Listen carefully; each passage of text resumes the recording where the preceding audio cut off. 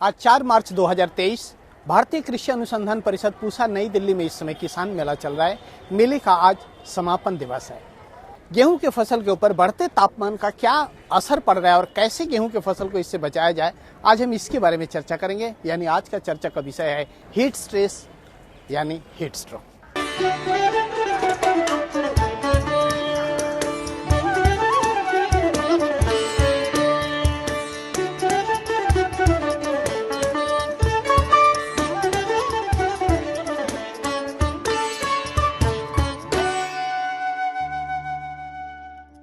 आजकल 15 फरवरी के बाद टेम्परेचर एकदम बढ़ जा रहा है, जिससे वातावरण का तापमान बढ़ रहा है, जमीन का तापमान बढ़ रहा है और सॉइल का जो मॉइस्चर है, जमीन का जो मॉइस्चर है, ये घटता चला जा रहा है। जिसका अगर मैं गेहूं की फसल में प्रतिकूल प्रभाव की मैं बात करूं तो इसका जो टिश्यू है, टिश्यू के अंदर डिहाइड्रेशन हो रहा है गर्मी की वजह से। इसका जो पोलन ट्यूब है वो ड्राई हो जा रहा है, पोलन जो है वो स्टेराइल हो रहा है, इसमें दूध नहीं बन रहा है, दाना नहीं बन पा रहा है, ग्रेन की जो फिलिंग है, ग्रेन की फिलिंग प्रॉपर नहीं हो पा रही है, जो दाने का साइज है वो दाने का साइज काफी छोटा हो जा रहा है, पिचके हुए दाने हो रहे हैं और कुल मिला के जो फसल की उपज होनी चाहिए वो उपज नहीं हो पा रहा है। तो हम किस तरीके से इस परिस्थिति में अपने फसल को बचा सके, इसके बारे में हम चर्चा करते हैं। मेरा पहला राय है कि जैसे 1 नवंबर से 15 नवंबर के बीच में हम अक्सर गेहूं की बिजाई करते हैं, तो अगर गेहूं की अर्ली वैरायटी को हम जल्दी अगर गेहूं की बिजाई करते हैं तो हमारे लिए काफी अच्छा रहेगा।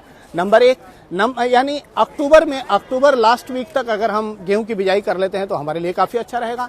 नंबर 2, जो फसल इस समय खड़ा है वहां पे अगर हम इरिगेशन करते हैं वो काफी अच्छा रहेगा। इरिगेशन करते समय हम ध्यान रखें कि अगर ज्यादा सैंडी सॉइल है तो वहां पे ज्यादा हम इरिगेशन ना कर दें, ताकि हमारा जो फसल है वो गिर न जाए।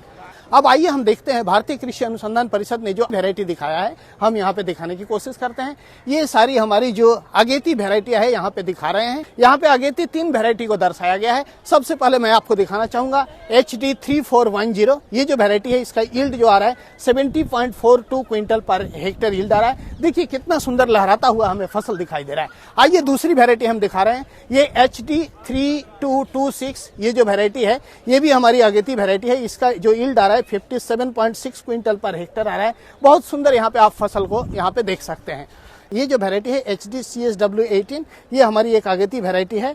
इस वैरायटी का जो उपज है 62.9 क्विंटल पर हेक्टेयर। तो इस तरीके से किसान साथी अगर अगेती वैरायटी, ये विभिन्न राज्यों में विभिन्न वैरायटी हो सकती है, राज्य स्पेसिफिक हमारी वैरायटी अलग हो सकती है। इसके लिए आप अपना जो नजदीकी कृषि विज्ञान केंद्र और कृषि विश्वविद्यालय है वहां पे जानकारी लें। तो किसान साथी अगर अगेती वैरायटी की बिजाई करते हैं तो वहां पे वो काफी अच्छा उनको परिणाम मिलेगा। ये जो हमारा हीट स्ट्रेस से अपने फसल को बचाने का, जहां पे फसल खड़ा है अगर वहां पे हीट स्ट्रेस आ रहा है तो वहां पे राय दूंगा सिलिकॉन बेस्ड सर्फेक्टेंट का इस्तेमाल करने का, क्योंकि सिलिकॉन जो है ये सन ULV जो रे है और फसल जो है इसके बीच में एक बैरियर का काम करेगा, छतरी का काम करेगा।